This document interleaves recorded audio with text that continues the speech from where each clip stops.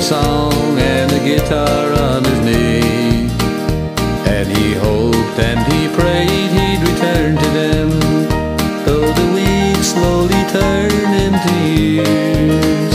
Many nights they have been so lonely, and many nights there have been many tears. There's an old cottage waiting in the country, waiting for someone to call. There's an old kettle boiling on the fire, there's an old welcome mat in the hall. There's an old mom and dad there waiting for a son that's been gone for so long. There's an old cottage waiting in the country, waiting for that boy to come home.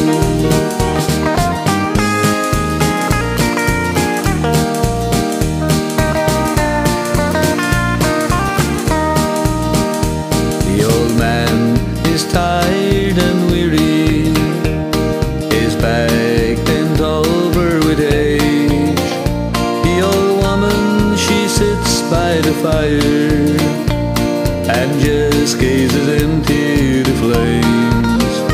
On the table that's standing beside her is the picture of the son she misses so, the son she held and kissed so dearly when he left her so many years ago. There's an old cottage waiting in the country, waiting for someone to call. There's an old kettle boiling on the fire, there's an old welcome mat in the hall. There's an old mom and dad there waiting for a son that's been gone for so long. There's an old cottage waiting in the country, waiting for that boy to come home. There's an old cottage waiting in the country, waiting for that boy to come home.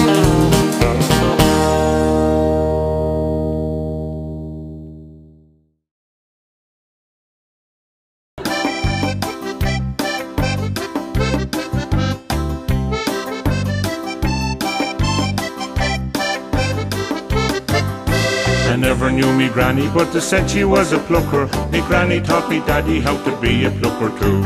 Now I am a plucker and me brother is another. We're the greatest crowd of pluckers anybody ever knew.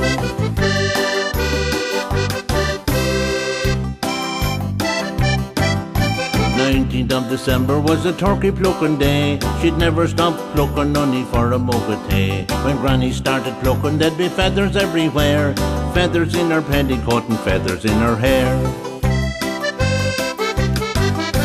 I never knew me granny, but they said she was a plucker. Me granny taught me daddy how to be a plucker too. Now I am a plucker and me brother is another. We're the greatest crowd of pluckers anybody ever knew.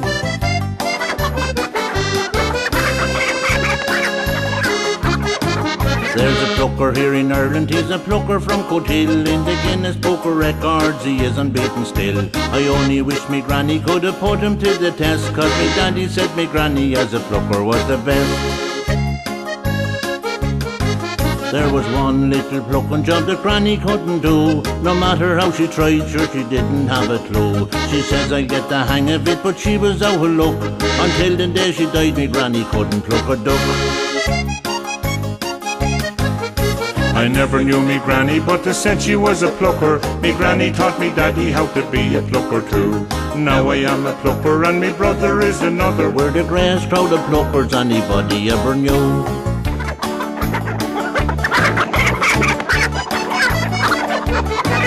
She could pluck a turkey cock or she could pluck a turkey hen. I bet she could have even plucked a turkey on the den. Dustin is a devil, sure he has an awful mouth. Go on now you good thing, you'll often hear him shout. I never knew me granny, but they said she was a plucker. Me granny taught me daddy how to be a plucker too. Now I am a plucker and me brother is another. We're the greatest crowd of pluckers anybody ever knew. Oh, I Never knew me granny, but they said she was a plucker. Me granny taught me daddy how to be a plucker too. Now I am a plucker and me brother is another. We're the grass crowd of pluckers anybody ever knew. Stay with her, Johnny, stay with her. Díosmíomh go leor and welcome to programme 204 from LTV2 Millstreet. And John is here with me. Where does Shawnee go tonight? I don't know where he's gone. I bet you he'd show up from somewhere. Yes, Where did you come from? I was up at Clara. And, come down off at Clara now. We've a programme to run here. My goodness. And we have a special lighting system here tonight. And notice we better shine it on our backdrop there. You've something new for every night, haven't you, Sean? And put those things out your way we have to there. get a match for our actual candle here, but I think Sean Murphy is getting a match there for inside. this little light of mine. We'll have it for the next part of our programme anyway itself. But you're very welcome as I listen. Now, what have you been doing? 204 yes. here, and being edited by the man in camera at the moment, Bernard Crowley. And Bernard, of course, is going to have a very special programme because we know that when Bernard is on, we're going to have some rallying. Absolutely. And they all have their own specialty, haven't indeed. they? But I'd love to be able to edit a programme. Well, I wonder what we'll have what would I specialise in? We'll have a very special training course and all that. Don't do that. But anyway, the rallying that will be featured there, Bernard will be telling us a lot more about it later, but it's from 1984 and it was actually filmed by Danjo Keller himself. Oh, well, and 84, imagine. Yes, and we also have the vintage run about which Bernard was speaking with Sean Murphy. The vintage run was in fact filmed there some weeks ago by John O'Sullivan from Ballinagree. And last week, a whole of course, heap of things here to show us this time, Sean. But just to go back to last week's programme, Sean Murphy, as editor last week, did an absolutely excellent job. Our programme last week, 203, was supported by Coleman.Sean of Millstreet. And very especially, lots of people love the Monster Mac footage above in Millstreet Country Park. And the great news is that it's coming again. Indeed it is. When is it? The 28th of April? 28th of April, is it? Yeah. My goodness. It's delightful to hear that it's coming again. Great. And of course there was also great praise for the it was the breathing apparatus exercise by the fire brigade. The fire brigade over at the former national school in Cullen itself. But as you say, Eilidh, there's lots of wonderful features this week. But we have John, and John, you're here for a very special reason. I am, and the reason I'm here is that my third cousin, by Michael Linehan, he was one of the people who perished on board the Titanic. Yes. Amazingly, last Friday night in the very, very impressive Anne's Kitchen restaurant in Boherbue, we had the official launch of this absolutely amazing DVD, and it's entitled The Story of the Titanic Survivor, Danny Buckley. And Danny Buckley, that was from 1890 till 1918. And this was an absolutely amazing, the video itself, John, or the DVD, there's a wonderful narration, a wonderful voice by Creena Buckley, should be the weather woman on RT. Absolutely. And the script is by Mary Buckley, and 'tis Mary, in fact, was the person who coordinated the whole night itself, and it was an amazing occasion. All the different relations of, particularly relations of Danny Buckley himself, but also people who survived. Indeed. I think that's very interesting. And there were, believe it or not, there were 10 people travelled together from the general area, 9 from the Duhallow region and 1 from Charleville. 5 survived, but 5 did not. 5 perished. And John was speaking and about you're one Michael there, John. I remember growing up, my dad always telling us that one of our cousins had perished on the Titanic. So about a month ago, I set about researching, and what I found was he was born in 1891. Yes. And he was a farm labourer in the Daily Farm of Tullig. Yes. And the reason he left Ireland was to get a better way of life in America. And his destination was the Bronx. And he had a brother, Jeremiah, and he was working in a brewery. Already in America. In America. So we've actually, what was that boy's name? It was Michael Linehan. Michael Linehan, yeah. And John has the most beautiful scroll here. So John. this scroll Yeah. is going to be put up now in the family home.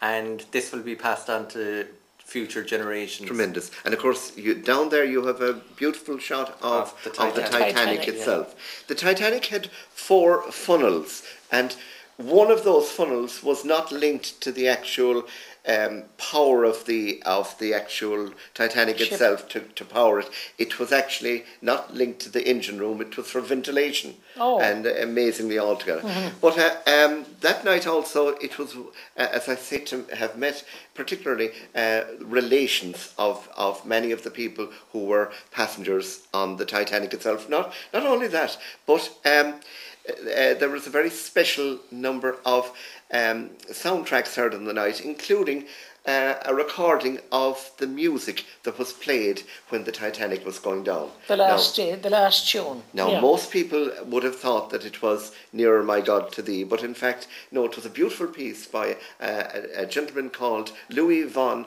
Esk, and the name of the piece was called Autumn. So, are you familiar with that tune, Sean? I wasn't up I to don't this, think I am. I don't know. Until I'd love to hear it. Yeah, but we shall be playing it some night in the future special, when we'll do our very special feature on it. Can I just say, Sean, that yes, John. Dido Hollow in Newmarket are going to be having a remembrance ceremony in April, and if people want to register to go, the contact name is Mary McHugh, and the number is 029 606 33. That's 029 606 33. That's IRD Du Hollow, indeed. And on that night also, we met with a gentleman there who was very interested in the actual launch of the DVD, which of course was launched, was produced by Michael Fitzgerald and his son Leo. They did an absolutely excellent job on the production itself.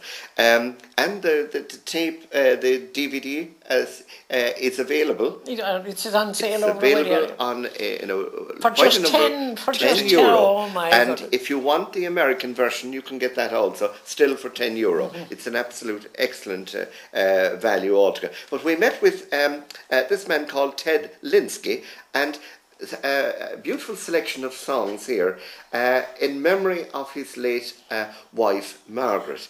And this is in aid of the Mercy Fund in Cork, and already he had made something like €6,000 for the fund itself in Cork itself, the Mercy unit in Cork. Isn't it amazing how some people can turn tragedy into something good? Yeah, well, this man now, and because this is a wonderful CD and of beautiful music, and one of the tracks is called The Star in Millstreet Town.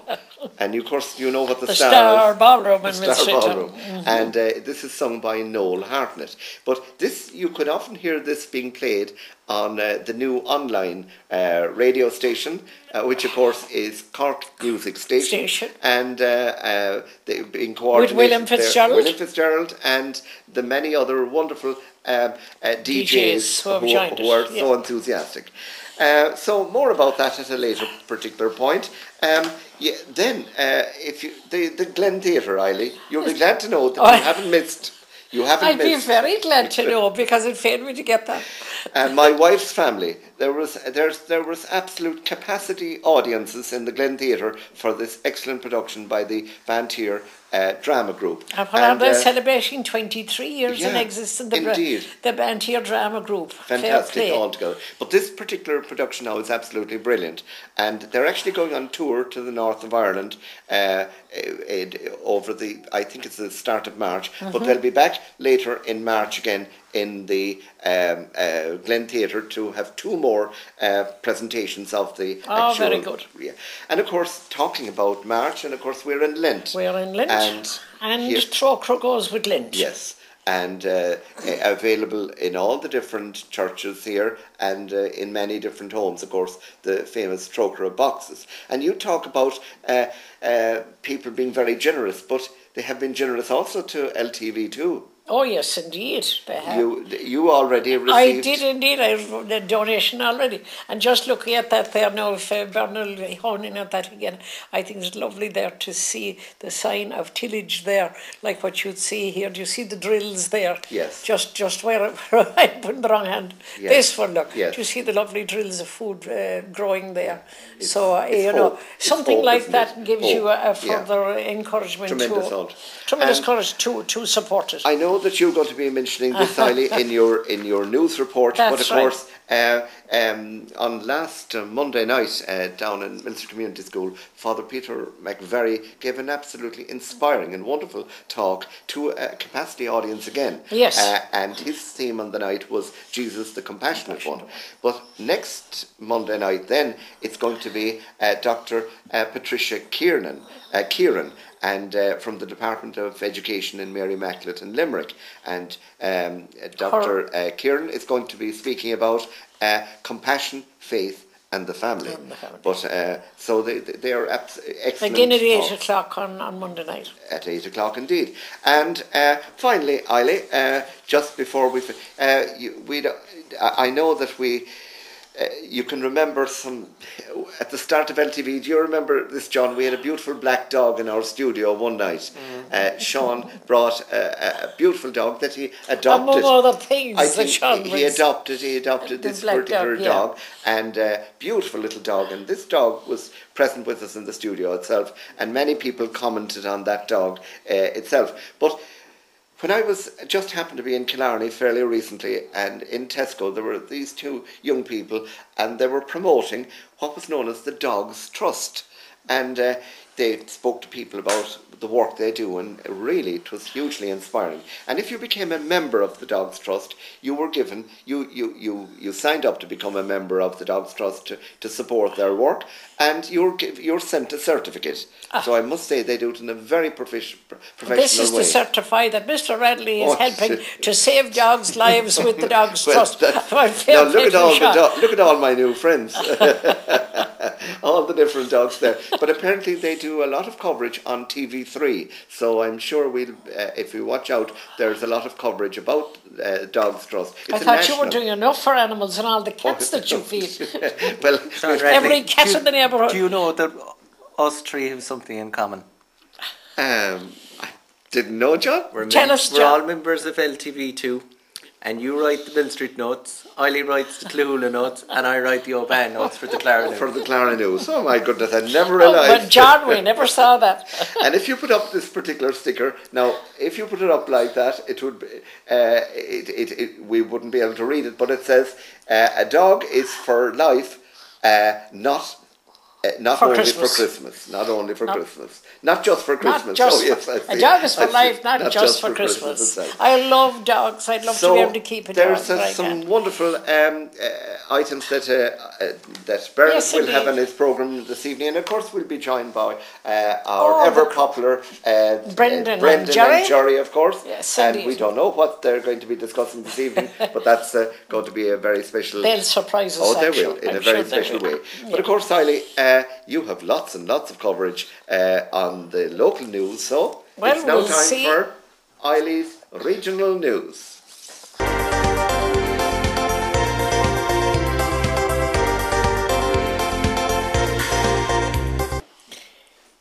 Disbelieve Galera Carda and welcome to LTV2 News. Here are the results of this week's Parish Lotto draw, which was held at McCarthy's Bar on Sunday night. Numbers drawn were 19, 20, 28 and 31 and the jackpot was not won.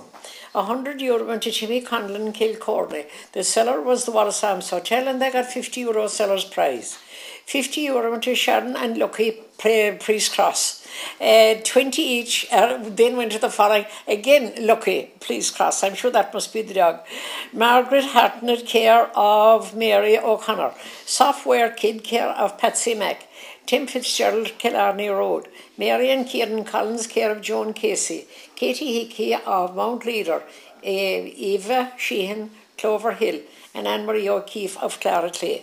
Jackpot for next week is 5,600 and the draw will be at the Clarine on Sunday night. The Community Council Award Social will be held at the Wallace Arms Hotel on Friday the 2nd of March. The list of worthy recipients is as follows. The Youth Achievement Award goes to Joanne Reardon. Humanitarian Award to Mary O'Sullivan Minchkehe. Unsung Hero to Patricia Guerin. The Cultural Award goes to the Oban Social Club. Sporting Achievement to Mark Ellis. And the Service to the Community Award goes to the Tidy Towns Committee. All tickets are sold out now. A great night is ensured and music is by the ever-popular Celt. Regular meetings are being held every week now to plan our St. Patrick's Day Parade, which will be held in the town on the 17th of March at 5 p.m. Please take note that our parish priest has kindly agreed to hold the vigil mass that evening at 7 o'clock instead of 6:30 to accommodate the parade. The organisers are asking people of all ages and all walks of life to please take part in this year's parade. Start planning now, and as soon as you have your team selected, it would be great if they could hear from you. Notes for the next issue of Clara News went into the editor at the weekend, and it should be in the shops around the 8th of March. The annual March Fair will be held in the town on Sunday next, the 4th of March. Always a great day out for the family. There's a note here from IRD de Hollow to say that they are holding a public seminar in the James O'Keefe Institute on Wednesday, the 7th of March. It's all about preserving our ancient castles, kilns, bridges, walls, and other historic features that could be lost if they are neglected. Everybody is asked to take part. Full information about this night about this venture can be had by ringing 029 606 33. All stamps are needed. They can be used to raise funds for the guide dogs for the blind. Please take them along to our local post office. School reunion is planned. The school reunion for 1976 to 1981 is planned. And would those who are intending to be there contact Dan Murphy, the West End, or Mary at Guys and Dolls Salon, so that numbers can be calculated. There's a vacancy under the FOSS employment scheme available for a kitchen operative in the Millstreet area. For full details, contact 029 70926. The local branch of the Red Cross are looking for volunteers for therapeutic hand care, both in Millstreet and Co.Cork hospitals. Please contact Margaret Crean at 087 221 2864. The gathering is the biggest tourist initiative in Ireland for 2013, and our group are holding regular meetings already. They have left suggestion boxes in stores and shops around the town. Please support them by putting your ID on paper and leaving it in any of these boxes. Irish Heart Foundation annual Churchgate collection will be taken up in Millstreet on this weekend, March the 3rd and 4th. The AGM of our Town Park Committee will be held on Friday night, March the 2nd, at the Canon O'Donovan Centre, starting at 8:30. The first week of Lent is already gone. Please take note that there is no morning mass in Millstreet Church on Monday mornings. Instead, that mass will be held at 7:30 in the evening, and the Stations of the Cross will be held at 7 o'clock before the mass. The first Lenten Talks was held in the community school on last Monday night. Next one will be on next Monday night, again at 8 o'clock. It will be given by Dr. Patricia Keenan of Mary Immaculate College in Limerick, entitled Compassion, Faith and the Family. And for details, you can ring the parish office at 70043. Score. Millstreet were successful in the county finals, both in the quiz and in the novelty act, and St. John's were successful in the recitation given by John O'Sullivan. And they all go through now to the county semi-finals, which will be, I suppose, the Munster semi-finals, which will be held at a later date. August will accord, and now we'll go back to the rest of the programme.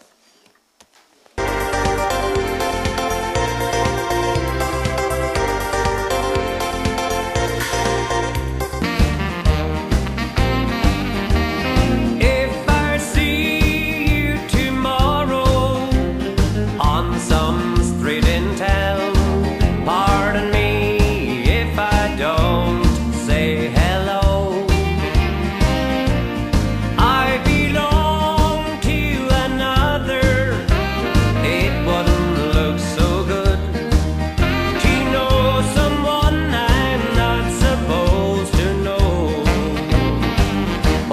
just walk on by, wait on the corner.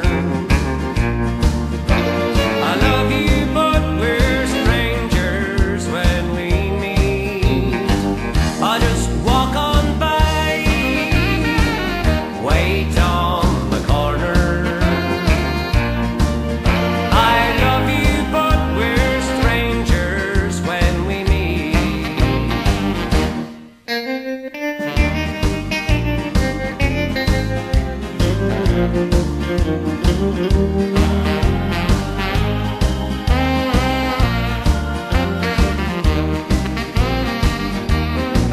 In a dimly lit corner at a place outside of town, tonight we try to say goodbye again. But I know it's not over. I'll call tomorrow night. I can't let you go, so why pretend? But just walk on by, wait on the corner. I love you, but we're strangers when we meet. Hey, just walk on by, wait on the corner. I love you, but we're strangers when we meet. Yeah, I love you, but we're strangers when we meet.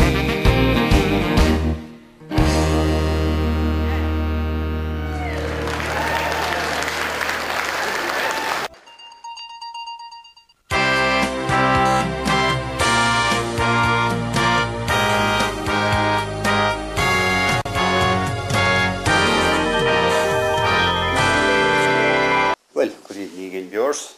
Jerry, Paula? Brendan, didn't you anyway? No, I have mine yet. I don't think you could take off that now anyway. Stand so long. Aye. That's the last of it. Yeah, I Wherever yours has gone, Jerry, yours is missing anyway. mine is missing. Did you get it at all? I got it once, yeah. Yeah. What did you do with it? I don't know. You didn't turn it to the Lee? No, it is not the one in the Lee. Yeah.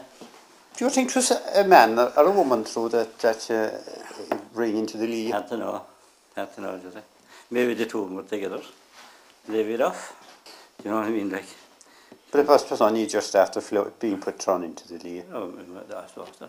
Yeah. Yeah, I bet you know, and all the times you walked up and down that river above there was nothing like that came up to you. No, just...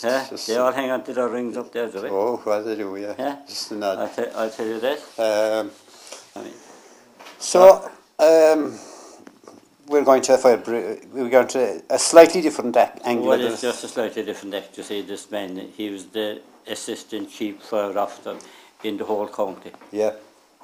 And we had an interview with him in Cullen that night. Like. So we'll just go over to Cullen now, and Sean Riley is interviewing this man. Stephen Collins, I think is his name, and he's just over to see what happens. Right. But we're delighted to be joined by Roy Collins. Roy, please give us your full title. I'm the Assistant Chief Fire Officer Operations for North Cork. My goodness, what a responsible job. And what we're witnessing here tonight is something hugely important, and it's great to get such an insight. It is, yeah. I mean, we try to make the training as realistic as possible so that the lads that are going into fires are able to deal with it when it actually is a true fire, you know. Absolutely. Well, this was made very realistic because none of the personnel here knew at all where the different casualties were placed. And when we saw them inside, and the minute you filled it with smoke, really, I just don't know how they found them. Absolutely, yeah. I mean, it's back to basic training that we give them every year, and there's 4 occasions during the year that we do this specific type of training. And I mean, it's great to get a facility like this that we can actually use. And particularly it's fairly realistic because we have the artificial smoke in there, we have the dummies for rescue, and also the added addition of the smoke detectors actually working. Yes, so that actually creates a little bit of confusion and makes it a little more difficult for the team inside to actually do their job, but again makes it more realistic at the same time, you know. What amazed me also, of course, is that in the real life situation you'd have the really amazing danger of fire itself and of heat. That's right, yeah. The effects of heat are very substantial on the body. Smoke, not so much so when you're wearing breathing apparatus, because the lads are trained for that. We also do realistic training in terms of heat and humidity, but it's specific 40-foot container training that we do that gives the lads the experience of the heat so they can actually deal with it when they're at a live incident. And Roy, you travel to different centres as such, and you must be hugely impressed by the amount of, let's say, readiness that seems to be always in place. Yeah, I mean, that's the name of the game, to be prepared. The lads have to turn out and have to respond to any incident they get called to, so readiness is the name of the game, really. And you can never know what you're going to be called out to. Absolutely. There has been many occasions that we've been doing training like this, and during the training we've actually got a shout, so it's a case of pack up the bags and go as quick as possible, you know. And of course here we are, it's night time, and here's Roy and all the very dedicated staff back here. It's not what you'd call socially friendly hours. No, most certainly not. But again, I suppose the lads have their own lives to lead as well, and their own work to do during the day. So evening times and night times are sort of the only time that we can actually realistically do this training, you know. And finally, over the years, the level of sophistication of the equipment that seems to be provided seems to have, it's hugely impressive. Yeah, it's dramatically changed, particularly during the Celtic Tiger, when there was a bit of money floating around. We did invest in equipment highly, and at the same time in our training of our firefighters. So it has brought the fire service on an awful lot in the last 10 years. Well, Roy, every good wish and safety and fulfilment in your role, hugely important role. Roy, thank you so much indeed. This just, we feel so privileged to be allowed to share with our many viewers this most amazing exercise here tonight. And this is something we want to thank you, Roy, and your teams here to allow us to share this, because it's given us a most amazing insight into what goes on. People just don't realise what goes on in the background. Yeah, we're more than happy to help you out. I mean, it is important that people do realise how quickly a fire does develop. And the one piece of advice I would give is make sure your smoke alarms are working, and make sure you have some sort of evacuation plan practiced throughout the year, so that you are ready in the event of something happening, God forbid. And yet, this is often said, but you emphasise it constantly. It really is hugely important. Absolutely. If you are asleep and a fire does break out in your home, you don't wake up because of the smell of smoke. You drift off into a deeper sleep, and it's lights out basically. So your smoke alarm is the only advanced warning that you're going to get, so it is absolutely vital that your smoke alarm is working in the house. Excellent advice there, and advice that we should certainly heed in a most important manner. There it is. We're again going to see the end of the exercise here now very shortly, but Roy has given us such an insight there into what is very important in all our lives. And my goodness, it's a case of the difference between life and death in lots of occasions, and we must never forget this. No, but What do you think of that? Very nice. Yeah, that's that. It's essential. We have another little bit now. Good to have and bad to want, yeah. Well, they're very good to have, you know. Yeah. Whatever works, that's that. Like, we have another little bit now from the Cannon Northern Centre in Millstreet. Oh, I heard about this, all right, yeah. Every Monday night, these women come for their little dance and things like that. So we paid a visit there some Monday night there, and we'll just have a... No man allowed in, is there? Well, I was there. First man in, so. I think I was first man in. Like, you know, there was a bit of a cheer up, all right, like, and things like that. But anyway. Are the women fitter than the men? Well, it all depends on the way you look at it, like. But So, over to Canada. I can't wait to see this. So. Over to Canada and Santa now. In existence, 10 years this year, we'll be celebrating our 10th anniversary, and the dancing is on for practically the most of that time on a Monday night, and it gives us loads of enjoyment, and everybody loves coming, and you can see by the crowd that's here tonight that everybody loves it. We have a brilliant tutor, Rita. She really puts us through our paces.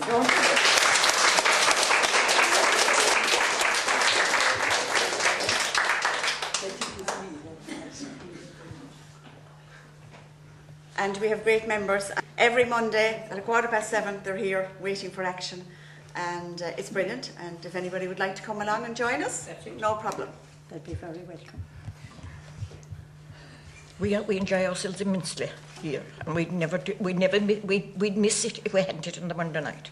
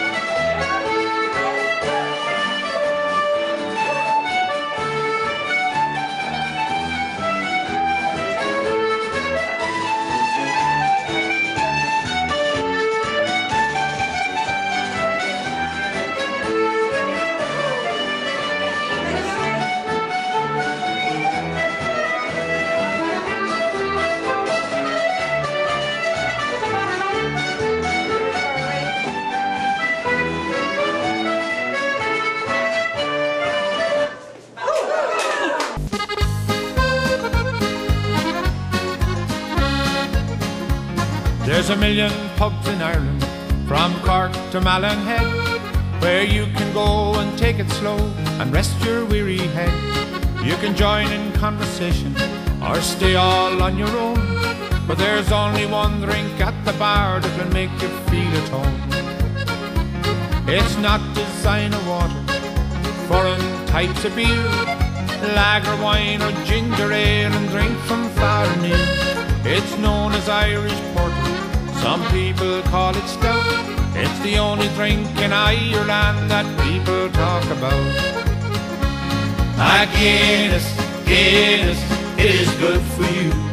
A Guinness, Guinness, Ireland's favourite brew. It helps to feed your appetite, it strengthens up your bones. It's drank by saints and scholars, no matter where you roam. You can see it on Coronation Street or even Albert Square. All the folks way down Glen Road will drink it everywhere. And if you visit Leinster House and look inside the door, you'll see the TDs at the bar drinking Guinness till last call.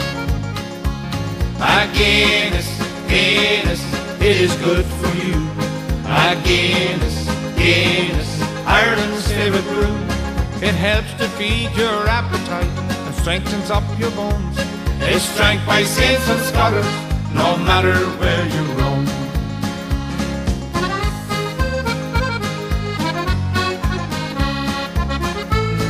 And when you go to heaven, you'll meet Peter at the gate.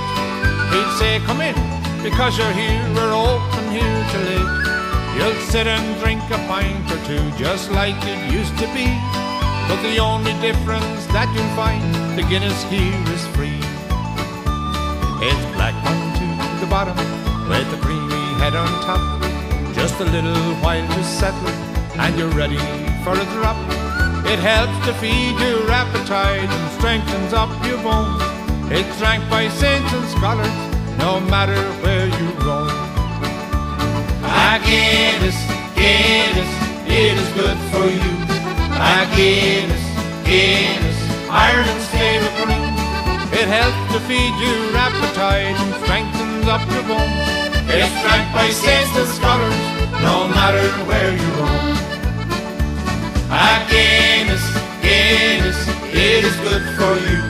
A Guinness, Guinness, Ireland's favourite brew. It helps to feed your appetite and strengthens up your bones. It's drank by saints and scholars, no matter where you roam. It's drank by saints and scholars, no matter where you roam.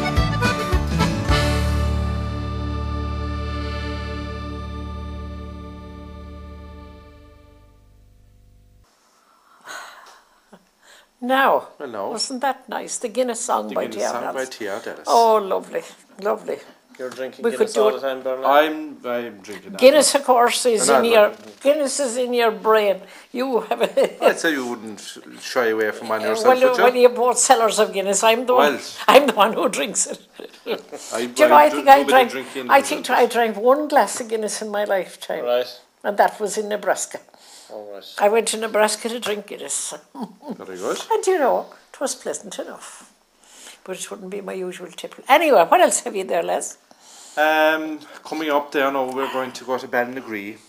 To the vintage run there yes, about a indeed. month ago. As they say, out over the hill. Out over the hill. Mm-hmm. And to end off the programme, we're going to go back in time, and to courtesy of Daniel Kelleher, this footage is the 1984 Cork 20 rally. Oh, that wasn't today. It was won by Billy Coleman from Millstreet, and he has some footage on this Sunday, which was in the Millstreet and Macroom area, around Carrigan and around very that side. good.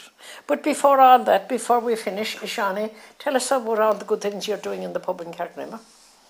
We're paying the rent in, yeah? No, right, Bernard? That's right. Just about. Bernard should know. Just a struggle. But along with paying the rent, you're doing great work in that bar. That is. Everybody's praising your efforts there. Sometimes, you know, you're in a recession, but you are. But just then people need cheering up, and if they weren't good causes, we have a quiz there once a month, and the total of last year's the money raised was €700. of the monthly quiz. For a small pub, I suppose, it isn't too bad.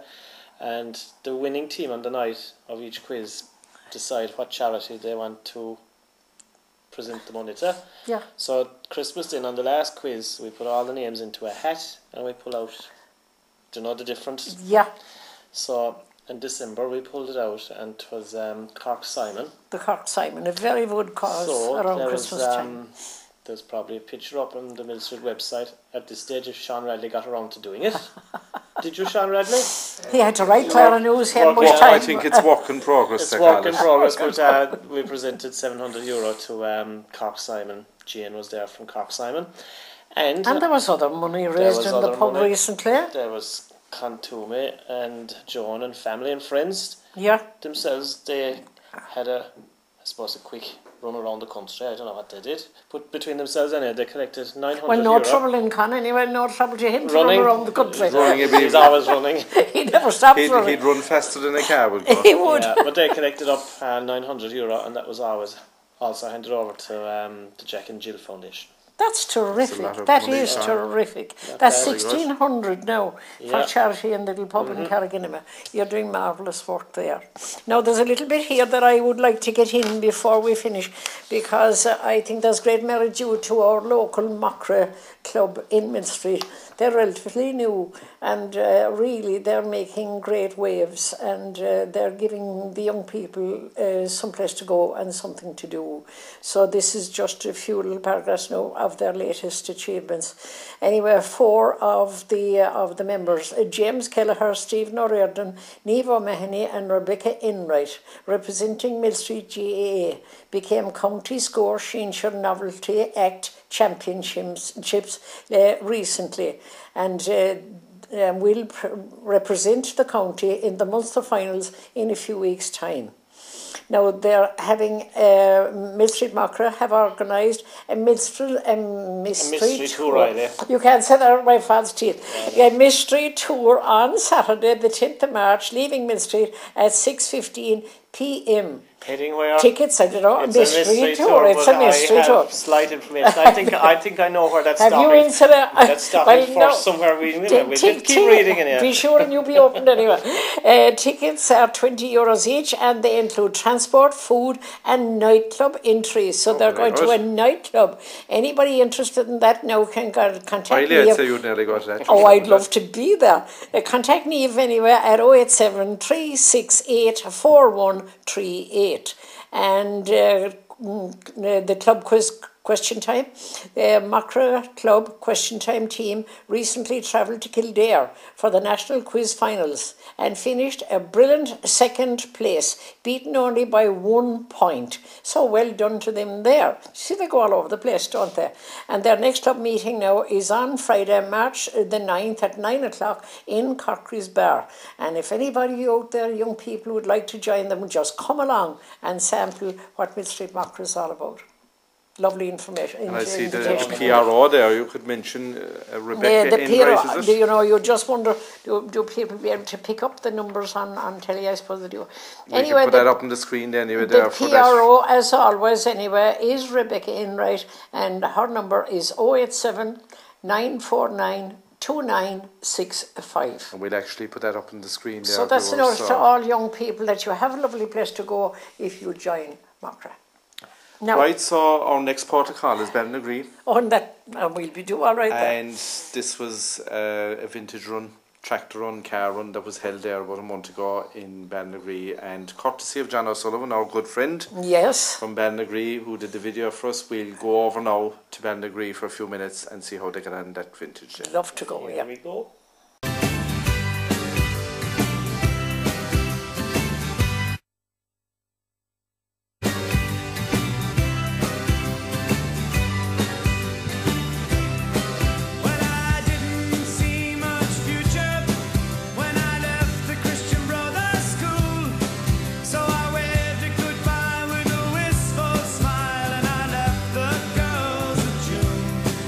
Sometimes when I'm reminiscing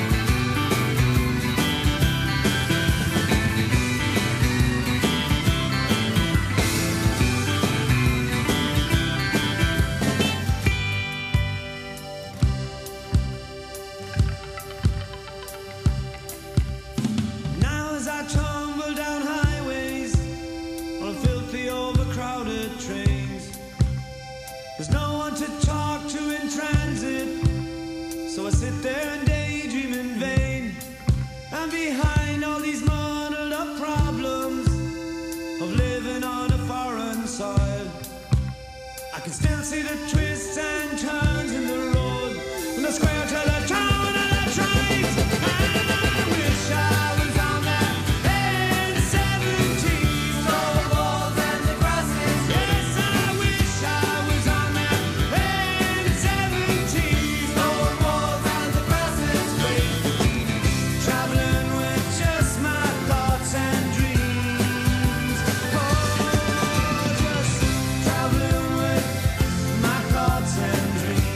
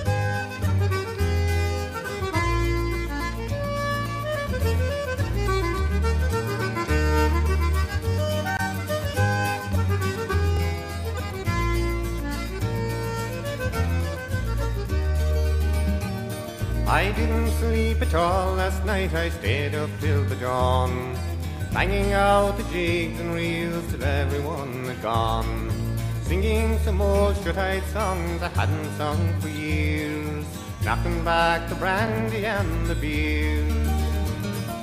Back across the ocean to my home, away from home, I'm glad to be returning, but sad to have to go. I'd like to find a way to be two places at one time, for it's easy going back again, but it's hard to say goodbye.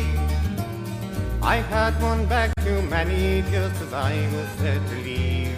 I was loaded down with bacon and with sausages and tea, and I couldn't find my ticket as I'm walking out the door, till I emptied all my bags out on the floor.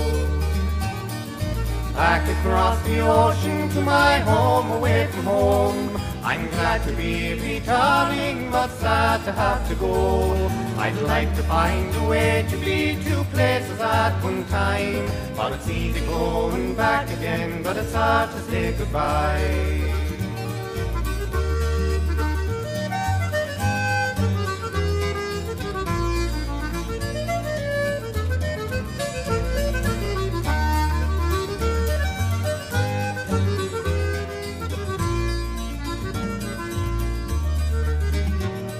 On board the plane I sipped a drink while waiting for the meal, just trying not to let my head know how my stomach feels. There's a baby right behind me making sure that I won't sleep, and the flight's too full to find another seat. Back across the ocean to my home, away from home, I'm glad to be returning, but sad to have to go. I'd like to find a way to be two places at one time, for it's easy going back again, but it's hard to say goodbye. I fell asleep at last just as the plane is touching down, and I aged 10 years while waiting for the bags to come around. And I make it home at last, and I'm barely unpacked when I'm already making plans to go again. Back across the ocean to my home, away from home, I'm glad to be returning, but sad to have to go. I'd like to find a way to be two places. So there we are. We're back from Ballinagry, Eiley. And a lovely trip we had to Ballinagry. Yeah, indeed. Always nice a people good, there. A very strong club there in the vintage. They are as well. Yeah. So I suppose we're coming near the end of the programme. I wonder, Riley. No, are we going out the same way that we came I in? suppose we will. Are we going out? We No. won't bother. I wouldn't be surprised if we There's only one man that does crashes that. We can't very well do that. And we'll have to blow out the candle and finish with programme number 204. But before we do that, we'll do that. 1984 Cork 20 Rally, Danger Kelleher production, video for LTV production, and some great footage from that time in this Macroom Mill Street area, and it was won by Billy Coleman. So we'd say, before we say goodnight, don't go to bed till you've seen that. Exactly. So do you want to do the honours and blow out the candle, Eilidh? Slán is but not Dave.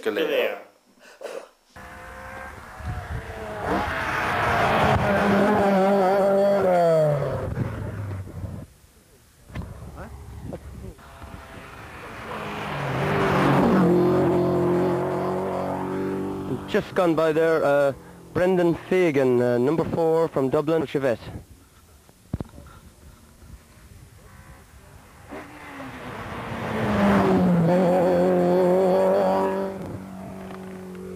Number 8 just gone whizzing by, Davy Evans.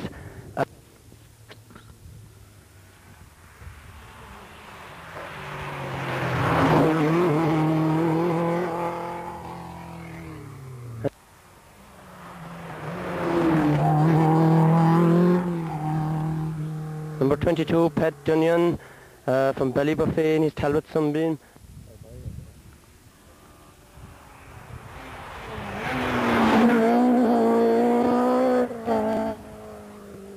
And James Cullen going around that turn there in brilliant style from Letterkenny. He was driving a Ford Escort.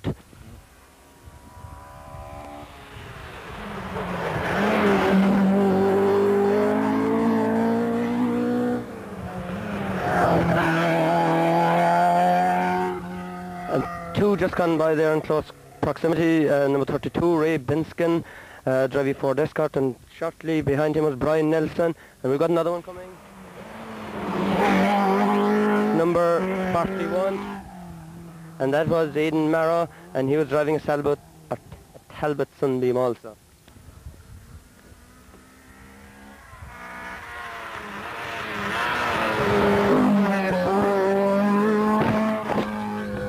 Number 23, Douglas Hoare, and he was driving Opel Ascona. Another one just coming on now.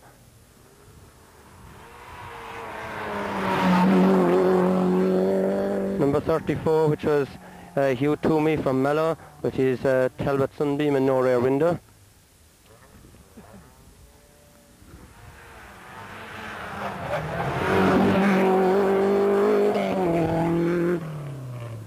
Number 49 there, John Moynihan from Rathmore in a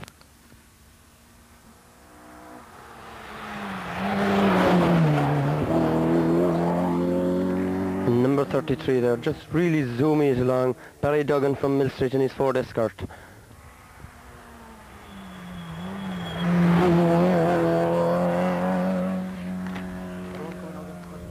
It was Damien Campbell, closely followed by Michael Grandin driving a Fiat Ritmo. Yes, another one coming. Number 14, which was Den Daly from Belfast driving a Datsun.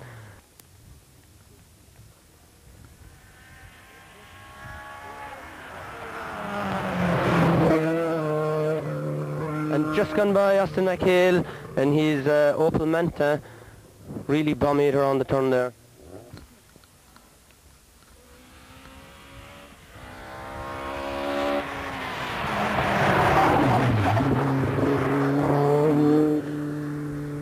Number 28 there, Michael Tregoning from Petstow, really taking that turn in brilliant style.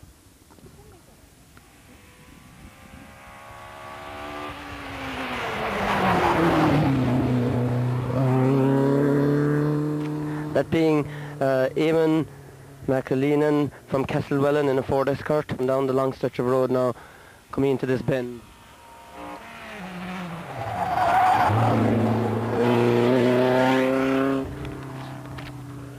brilliant stuff there from James Nahin of Cork and Ford Escort sliding.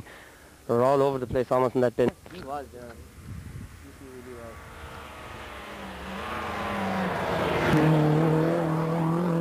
Just gone by Martin Daly from Ballincollig. See that?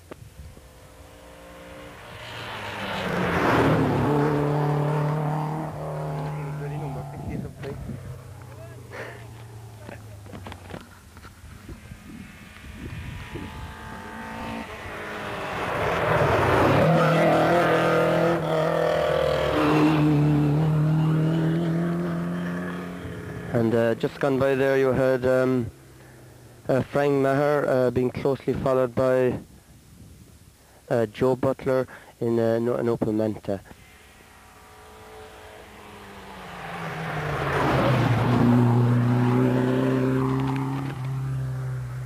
Bruce Blake there in his Talbot Sunbeam from Navan, zooming around the bend.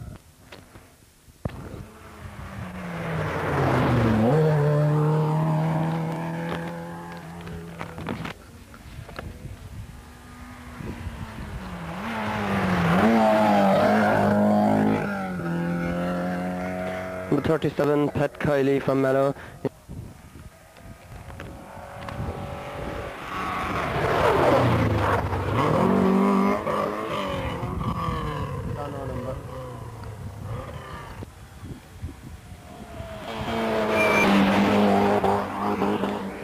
Just gone by, first lady of the competition gone by, I think, Jenny Burrell from Glasgow.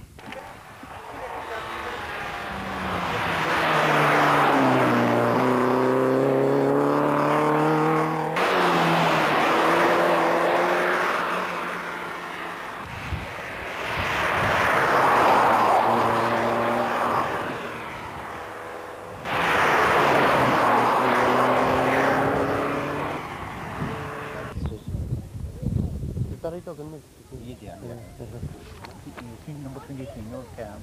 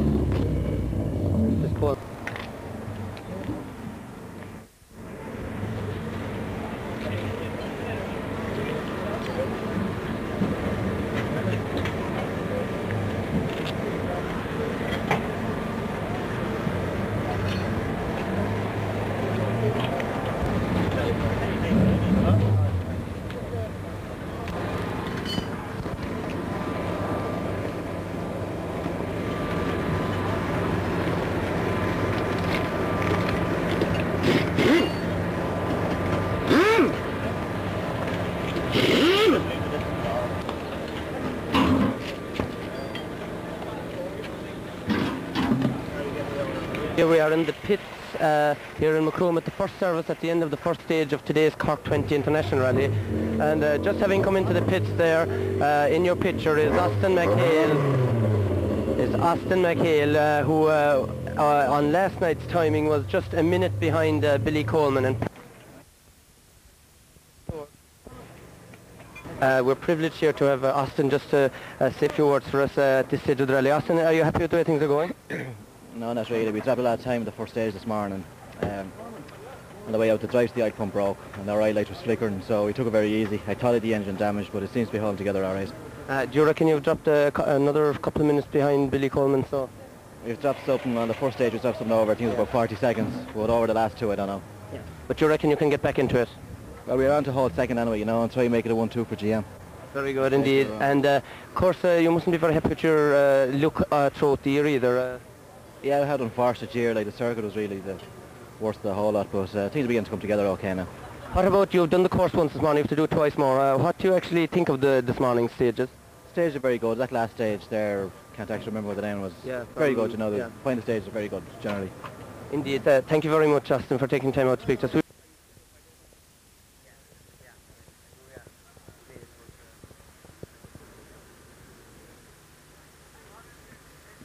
Right. You know, we have out here Keith I'm sure he must know this scene quite well because he's in rallying now since 1966. Archie, what is it like now to be driving around with Colin Tie Servicing? Oh, great. Great. Completely relaxed. No problems whatsoever. You've been through many a circuit and many a Cork 20 with both Billy and with Gerald Buckley, so now you're taking a more easy role, doing a bit of spectating and right. I suppose ready to drop in any time that there might be an urgent breakdown. If they need me, I'll be there. Yeah. Well, of course, you're known now as the old man, the old grey man in rallying. You must have enjoyed many a good trip in the circuit and in the Cork 20 in Galway, Donegal, for many years. Ulster and for many years. So it was a great time for you. Great. I enjoyed it immensely. Yeah. I had a good time with the two cars. Yeah. Right. Thanks very much, Artie. Right. Yeah. We're here now with Paddy Coleman, Billy's father. I'm sure you must be fairly delighted at the moment because he seems to have pulled out a bit more time on Austin this morning. I don't know what's happening this morning. I didn't hear a thing yet. Yeah. Well, to the best of my knowledge, he pulled out quite a substantial time again this morning, so it looks like he's on for his first win since the Cork 20 went international. Of course, Billy have won it 4 times already, and he's hoping to equal Gerald Buckley in this one. I know all about that. It's all over it. There's a long ways to go. Fine, it's a long way to go, but I think you said pretty happy unless mechanical failure. I think you should take it well. Well, hope for the best anyway. That's all. Right. Thanks very much. Now we speak to Christy Farrell, navigating Austin McHale for this one and many more. Christy, what is it to sit in with Austin when you're so long with John Kine and previous drivers? Well, it's to me it's just another driver. They both have. Austin has a different style of driving to Austin, but you know they both go very fast. So yeah. How are you doing this morning? I understand you were 56 seconds behind last night. Yeah, the gap between ourselves and Billy has been extended now. Billy is 1 minute and 24 seconds in front of us at the moment. Can you catch him? Being realistic, I'd say no, because it's very difficult. Because Billy, obviously, he's down around his home area. He knows the roads very well. And even with pace notes, it's very difficult. You know, we're going flat out, and I think Billy just has the edge over us. But yeah, being pace note, it's a new thing for rallies down south. We've heard them in Donegal a number of years ago, and also here in the Ulster. But I suppose it will come to pace notes for every international in Ireland from this on. I think pace notes make even it out between ourselves. I have no doubt that if we were coming down here and tackling Billy, you know, without pace notes, there's no way we'd be able to even come remotely near his times. Pace notes make the thing fairer, so they do. But obviously, you know, if it's the same as if Billy was up around Dublin, we'd expect to be beating him. Yeah. Thanks, Christy. Okay. Best of luck. Now I have Tom Welsh, general organizer, rally organizer for Billy with a number of years, and on many events he've done quite a few circuits with him. Tom, what is it like to be down south again with Billy back after a few years retirement? It's very good to be back in Cork. I mean, it's a number of years now since we did the Cork 20 with Billy, and only the other night we realised it's 1976 since he won it last. Yeah, well, of course, this would be Billy's first time winning it since he went international, even though he even won it 4 times previously. Obviously he's trying to balance the books with Gerald Buckley, having it won 5 times. Well, we'll have to come again next year, so that right. Right then. During this event, have you had any problems or any organisational problems or servicing problems? No major problems, except a continuing problem with brakes, which we really haven't got to the bottom of, but at the moment they're working well and we're leaving them alone. Yeah, there seems to be a small problem with the Manta. The Ascona didn't have that problem. What seems to be, you know, is there any rectification for it? At the moment it seems to be because they're going too quickly and the brakes are just getting too hot. The cars are going that much quicker, they're holding a higher pace for longer periods. And the brakes at the moment that are available don't seem to be able to take it. Right, Tom, thanks very much, and the best of luck, and I hope you'll have no problems with your organising. Thanks, Tom. I don't know.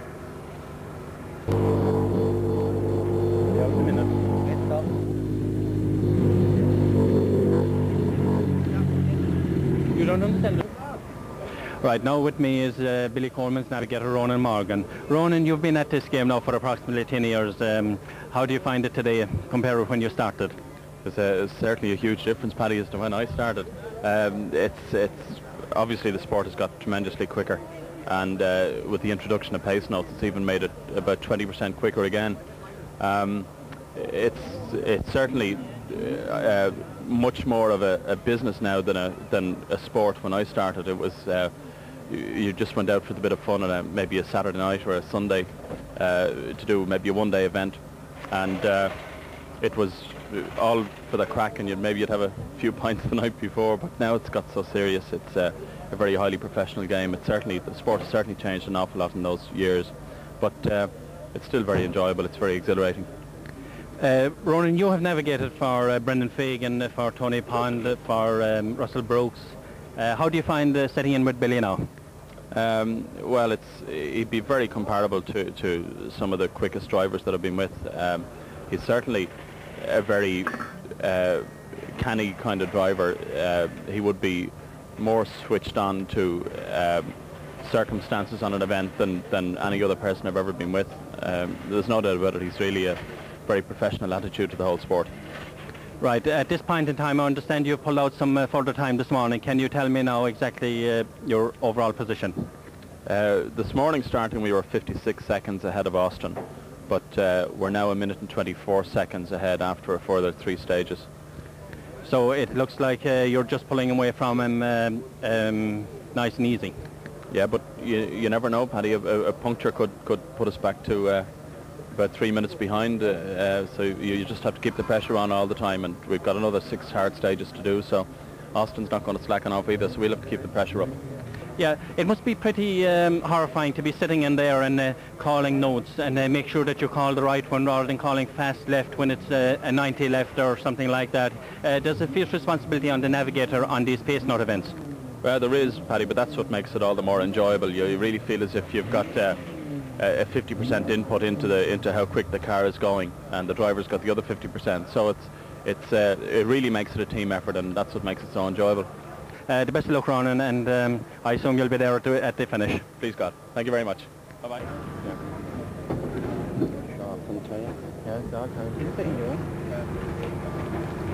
How long more, Tom?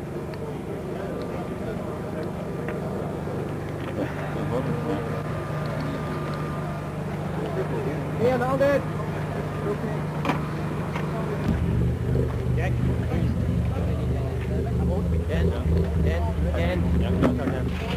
Right, now I have with me here the leading driver at the moment, Billy Coleman, who needs no introduction, I'm sure, to all the local fans around here. Billy, how's it going this morning? Oh, it's going fine, Paddy. We pulled out an extra half a minute, and we're down to about 60 miles to go now, so we should be okay. Yeah. This would be your first win in the Cork 20 since the Winter International, and also your 5th win. So obviously you're trying to equal up to Gerald Buckley's record of 5 wins. That won't be easy. Right, we'll be trying anyway. Oh well, I think at this stage now, when you pull out next up at a time, barring mechanical problems, I think you should have a nice win. Well, it should, very bar a mistake, which is always, happens. But we should be okay, I think. How do you find this Manta now? Definitely, it's the best car I've had. For everywhere really. It's very stable car. Probably has enough power at the moment. It's a good driver's car. So I think it's probably the best I've had. This would be your 5th Cork 20 win, so obviously you'll have to come back to try and beat the record. I hope it'll be the 5th anyway. There's 6 stages to go, but we'll see next year. We're still around. Yeah. Well, Billy, I think you're almost due out, so you better hit away, and the best of luck, and Denjo will be here again later on, and you'll be able to give him the final result, which will be number 1, hopefully. Hope we'll be here. Thanks, Billy. Thanks, Billy.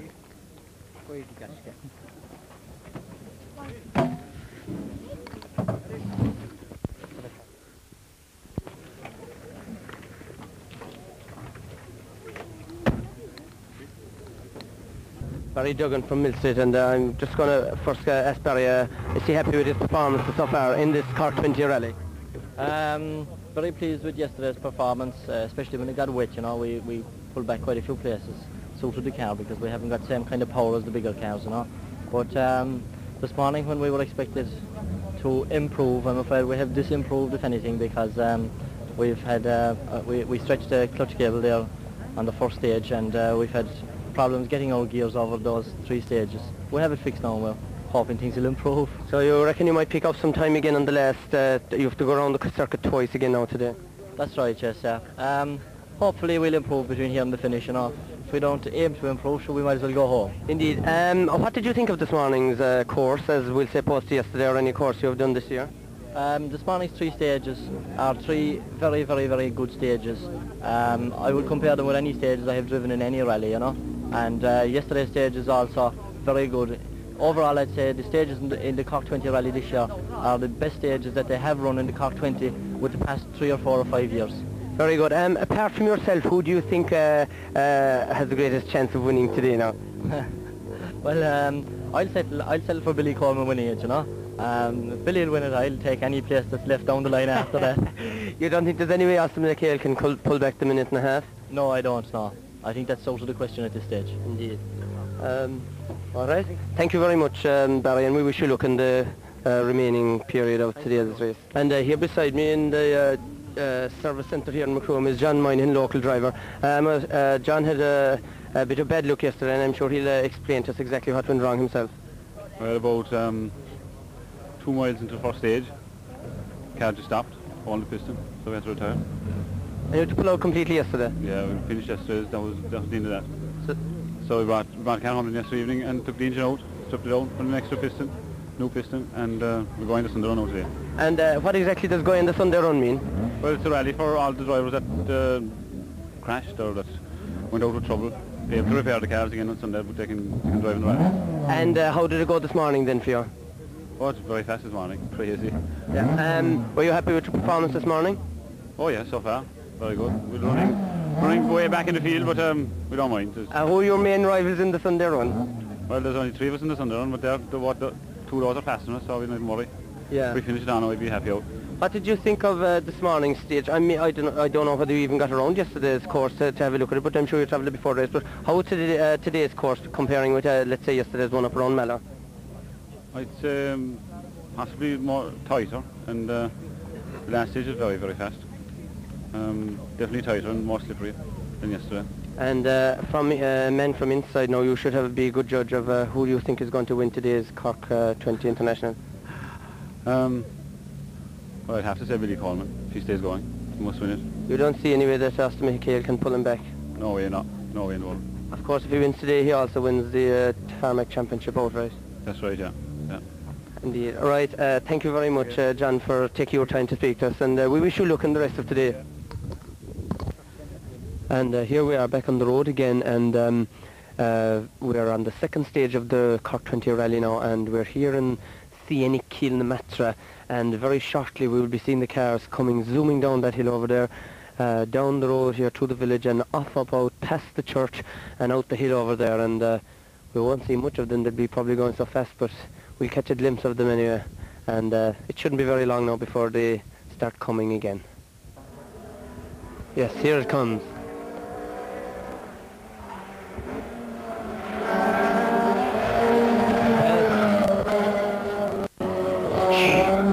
There goes number 2, Billy Coleman, absolutely bombing us. Superb.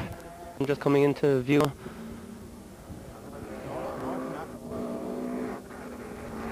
Blue Manta, number 4, Brendan Fagan, in his Vauxhall Chevette.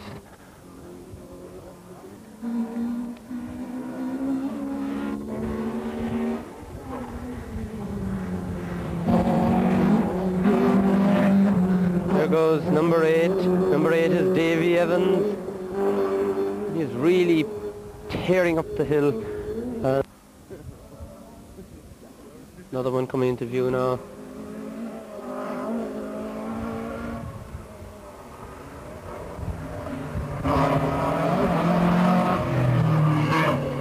That one is number 5, is James Doherty from Adair in another Vauxhall Chevette. Well, they're coming fast and furious now. They're really flying through Kilnamatra village.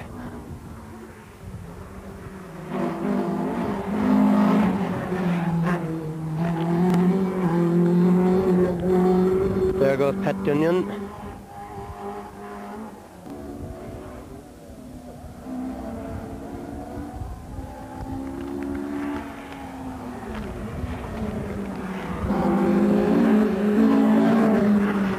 Number 19, James Cullen. Real swing at the church there, again up the hill flying. One really thundering into the village here now. And that's number 1, Aston McHale. Wow, wasn't that some turning? My goodness, he's really bombing it.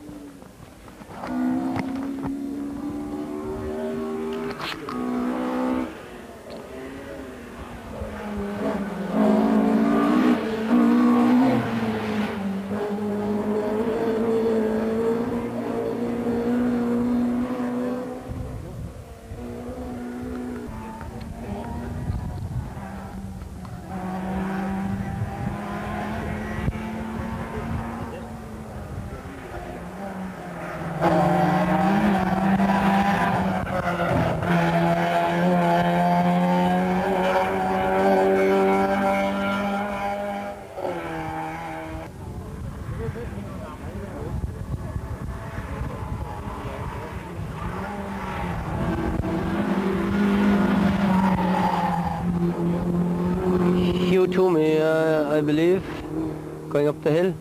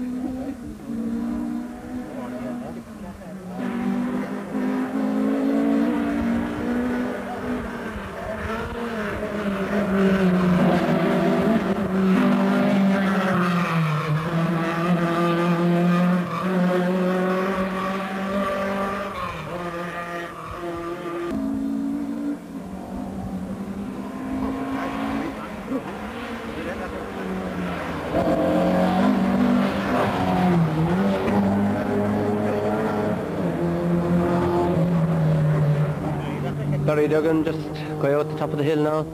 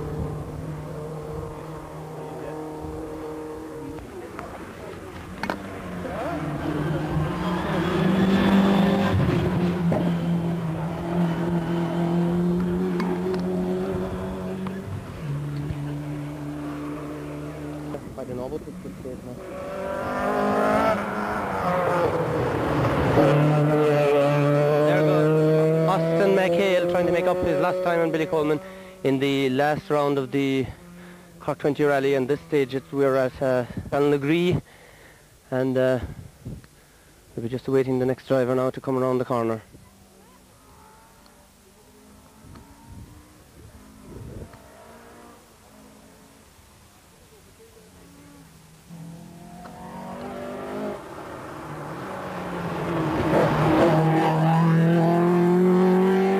Gone around Pat Dunyan.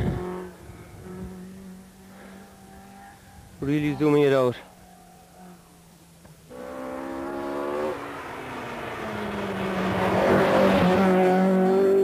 Number 19, James Cullen from Letterkenny in his Ford Escort, here in the final stage at Banlagree of the Cork 20 Rally.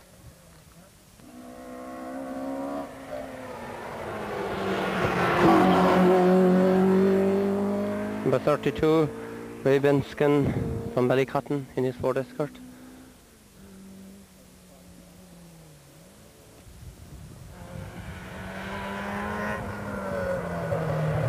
Number 31, Brian Nelson, County Down. Fading out of your picture now. Another one coming around John McCarthy's bend.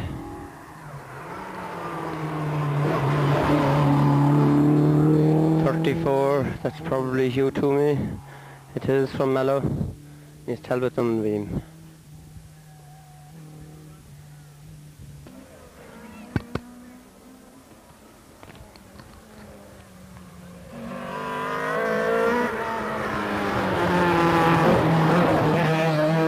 Just gone flying by there, Dougie Hoare from Lisburn in the Oplascona. Really bombing it out now.